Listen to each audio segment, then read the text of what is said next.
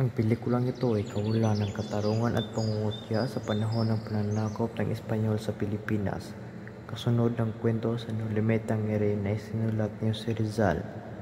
Ito ang El Filibusterismo.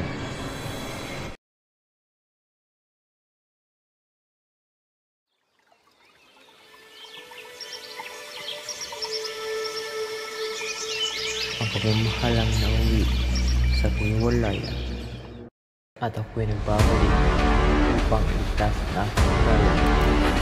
Bansang puno ng sikreto, paghihirap, pang-aabuso, pagtuklat ng mapapait na katotohanan at korupsyon. Naribara?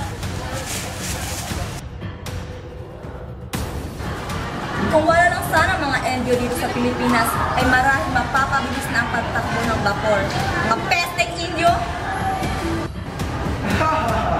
Anong masasabi niyo sa pagpapatayo sa isang tahimik na po? Iso-iso. Isa yung tahimik na pag-aasa. Paulita? Po? Ayusin mo ang pananamit mo, Paulita. Ay, sige po, masusunod. Sagani, Basilio, maaari mo akong samahan sa aking pag-aalsa. Sugat ka ng mga firing rocket. Tanggapin mo ito o aking mahal. Ito ang kwantas ng sandirin ng aking pagmamahal. Simonito ang karapat-dapat mong ibigin, Paulita. Ngunit tiyak, may lumaganap na sa aking puso.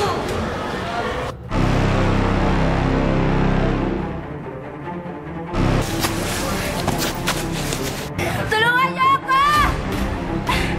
Por favor, Tandran! Padre, tulungan niyo ako!